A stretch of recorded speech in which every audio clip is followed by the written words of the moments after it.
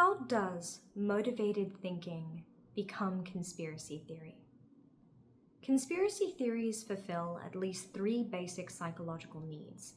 The first is epistemological, the desire to understand the world around us and to learn about it. The second is that they offer existential relief. People worry about things beyond their control, and conspiracy theories give them a sense of being in the know, and thus a feeling of being in control. They also fulfill the need for community and for affiliate groups, allowing people to connect with each other because they believe in the same things. The psychologically attractive nature of conspiracy theories makes them spread very easily. They offer simple explanations and restore a sense of agency. The first step to countering conspiracy theories is to be able to recognize them. Dr. van der Linden studied the language used by conspiracy theorists for patterns and psycholinguistic features that make conspiracy theorists distinct. He and his research team analyzed the language used in hundreds of thousands of tweets from the most popular conspiracy theorists and found that they express themselves extremely negatively. They express anger, they swear, and they speak harshly about others, systems, and power structures. Stefan Lewandowski, professor of cognitive science at the University of Bristol, and his research team found that there were several recurring themes and narratives that conspiracy theorists all use. Dr. van der Linden, Lewandowski, John Cook, and Ulrich Ecker created a guideline they refer to as the 7 traits of conspiratorial thinking. The acronym to make it easy to remember is CONSPIRE. The first letter in CONSPIRE is C, and the C stands for contradictory. Conspiracy theories can also permit a truly strange range of conflicting beliefs to be held at the same time. Karen Douglas, professor of social psychology at Kent University, studied whether students could believe in several mutually inconsistent conspiracy theories at once and found that it was not only possible, but that it was actually likely. If a person believed in one conspiracy, they were more likely to believe in a completely opposite one. For example, the belief that Princess Diana of Wales was murdered was directly related to the belief that she faked her own death. The belief that Osama bin Laden was already dead when he was killed by special forces in 2011 was linked with the contradictory conspiracy theory that he was somehow still alive.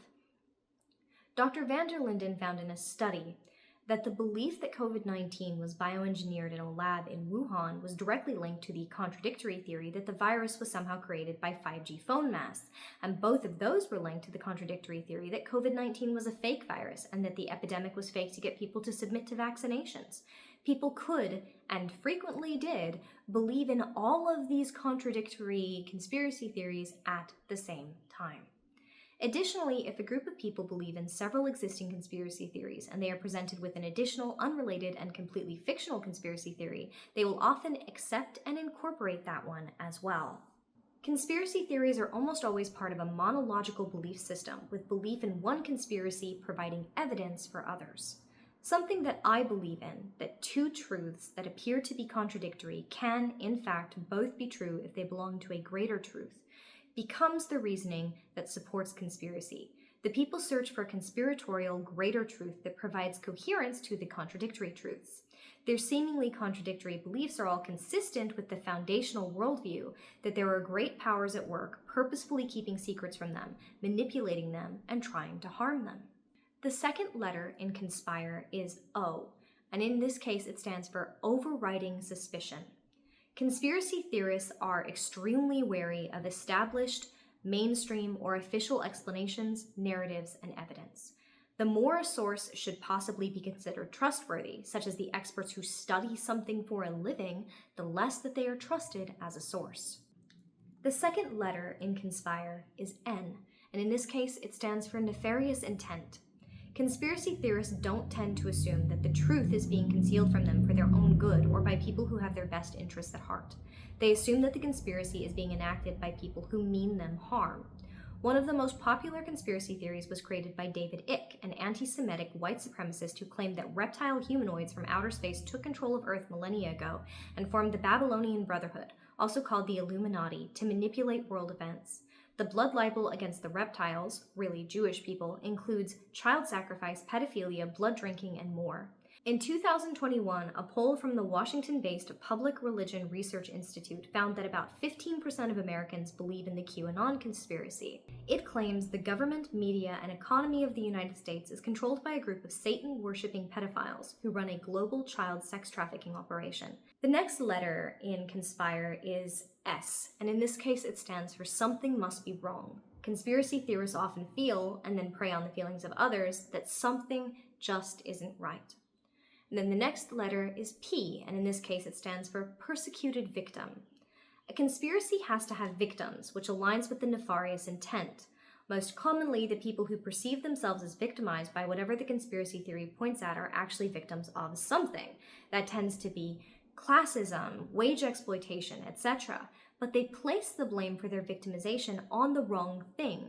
White, straight, cis, able-bodied, neurotypical working-class men fall victim to conspiracy theories that blame their difficulties in their life caused by a lack of money, healthcare, free time, etc. as actually being caused by some source that everyone else just somehow refuses to acknowledge. The next letter in conspire is I, and in this case it stands for immunity to evidence. We've covered some of why an individual person might be immune to evidence, but in particular, conspiracy theorists use any evidence against them as further proof of a cover-up. If a conspiracy theorist is questioned as to why there is no evidence to support the conspiracy, they will cite the lack of evidence as evidence of the conspiracy.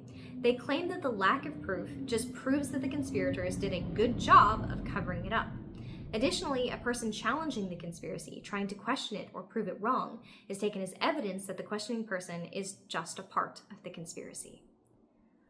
The last letter is R, for reinterpreting randomness. Conspiracy theorists often fall into believing illusory truths and illusory patterns of truths. They reinterpret random events as not being random or ignore why they might actually be related and seek explanations that support their theories. For example, the 5G conspiracy cites that COVID-19 was most prevalent in the areas that had a lot of 5G masts, even though those are dense population centers, and that's why COVID-19 was higher in those areas. Conspiracy theories are contagious. Misinformation and disinformation only needs to truly claim a few people and then easily spreads from those few. The people who spread the most misinformation and disinformation tend to also be extremists who are very, very active in their communities. Conspiracy theories aren't just more common now, but also extremist organizations are using them as a tool of recruitment more and more. They use the narrative tools in their writings to attract followers, and then those followers spread them to more and more people. And this acts like a virus being spread in a community. However, it should be noted that Joseph Uskinski, professor of political science at the University of Miami, believes that it is not necessarily worse than it was in previous points of history, such as during World War II. In one of his studies, he examined public beliefs in conspiracy theories between 1966 and 2020, and found that belief in some had stayed the same, in others it had increased, and in others it had decreased. He also claims that conspiracy theories always come from the losing side, the side without power, and I'm just not sure that I agree with that. Dr. van der Linden theorizes that conspiracy theories become more popular and easily contagious during times of uncertainty and powerlessness, such as global crisis, pandemics, socio-political turmoil, etc. It is also clear that the internet and social media have enabled a faster, wider spread of misinformation and disinformation than we've seen throughout history. Conspiracy theories can reach audiences that they would never have even reached before. One can start in Russia, be amplified by China, and then reach the United States in days. They can reach millions of people in that span at a pace that has never before been seen in human history. Misinformation also spreads faster than truth. Dr. van der Linden and John Rosenbeck were awarded a grant by Facebook, now called Meta, to do research on WhatsApp. They worked with Mrinalini Rao to put together a research team to tackle a misinformation problem that was leading to deaths in India. On May 8, 2018, a family was traveling with their 6-year-old child to visit a temple when they passed through the village of Athmore in Tamil Nadu, which had a population of 3,000 inhabitants. They got out of the car, gave some chocolates to local children, and asked an elderly woman for directions. The elderly woman told the village that the child and her family were the child sex traffickers that they'd all been warned about. A mob of 200 villagers formed, flipped the family car, beat them, critically injured the adults, and killed the child. The very next day, another village approximately 120 miles away had an incident where a homeless man was attacked and killed by 90 villagers, again on suspicion of being a child trafficker. Over the next year, 24 incidents occurred in the same vein, with mob violence descending on people accused of being child sex traffickers. Fake messages were circulating on WhatsApp claiming that the children were being stolen, with one claiming that 400 people had come to Tamil Nadu to abduct children, with an accompanying audio recording that claimed, "I live in Vellore, and 2 kilometers from my house, a child was abducted by a Hindi speaker." The messages were widespread, and local villagers created patrols of young men hunting for suspected child traffickers. Globally, WhatsApp has over 5 billion users, but it is by far the most popular in India, with close to 535.8 million monthly active users. The increasingly concerned citizens demanded India's government step in to deal with the threat of child traffickers, and that led to the research into how the misinformation was spreading. The research group worked with the Digital Empowerment Foundation, a social media literacy agency group in India, to distribute a survey to over 1,000 citizens in India, many in rural areas. More than 60% indicated they used WhatsApp at least once a day or more, and 63% said that they frequently received information that required urgent sharing, and about 50% said that they never or rarely checked if the information was true before they shared it with others. They also asked people if they'd ever knowingly shared fake news, and found that people self-reported having done so most often if they were exposed to urgent messages that contained warnings of threat or harm, if they felt they had to appear to agree with a message due to group or peer pressure, or if they simply didn't bother fully reading or assessing the information before they passed it on. The first issue with the current way that misinformation, disinformation, and conspiracy theories disseminate through the internet is speed. Information and misinformation used to take months or weeks to spread, depending on the distance, and now it takes less than a second.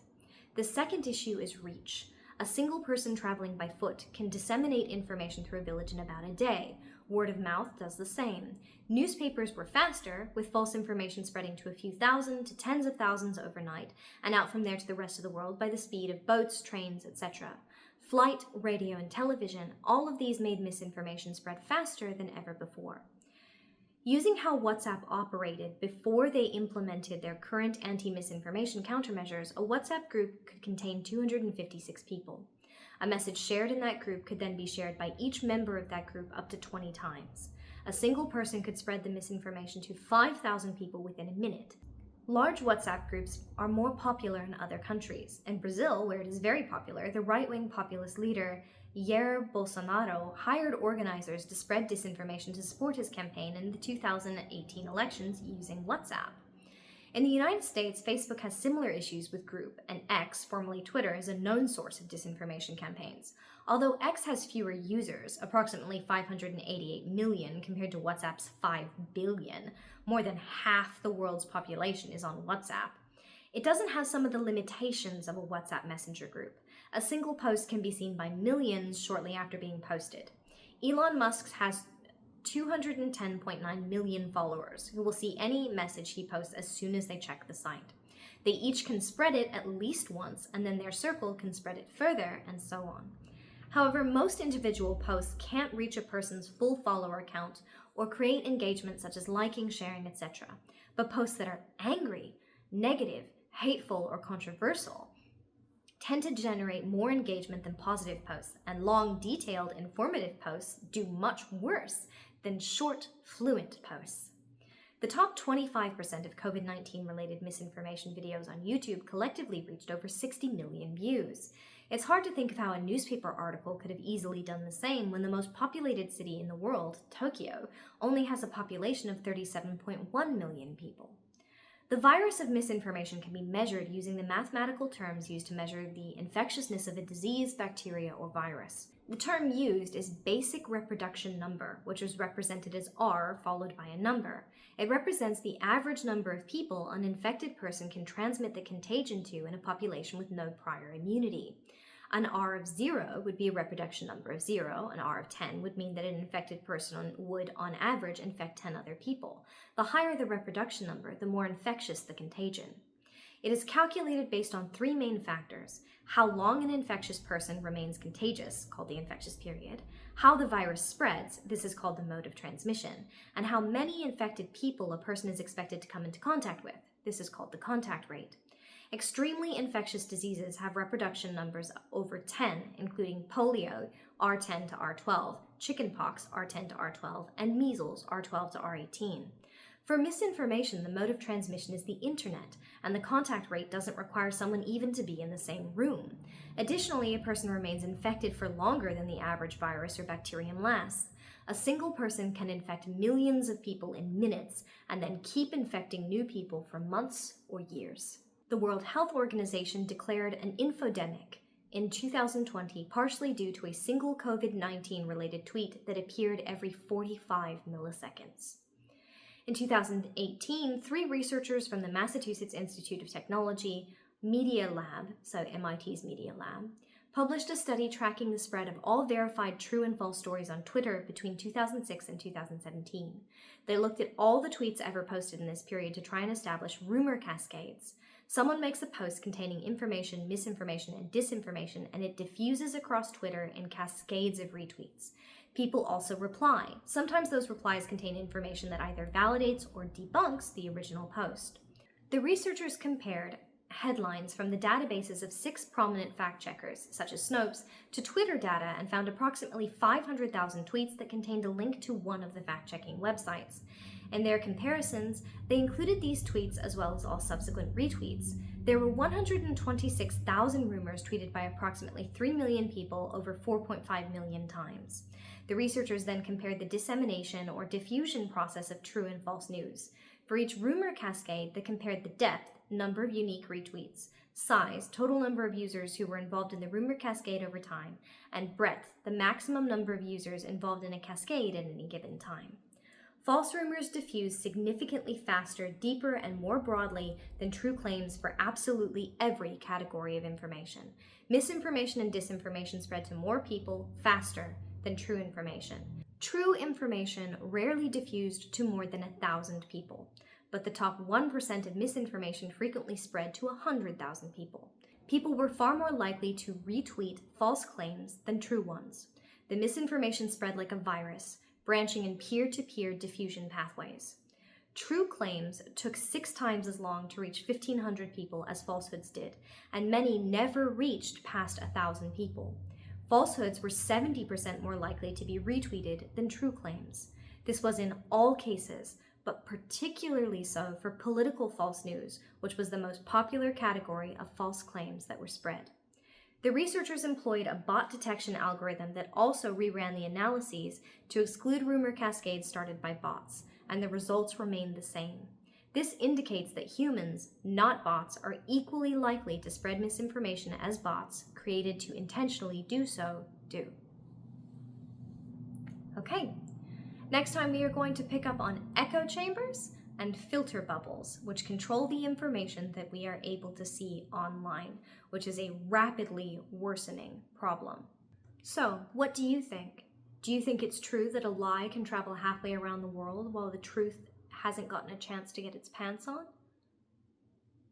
Do you think that misinformation spreads like a virus, or do you think that it spreads like a virus that we can't even contemplate yet? That it's worse than any virus we've ever seen? Please remember to like, subscribe, and to share our content with others that you feel would value it and learn from it. Please be safe out there, everyone.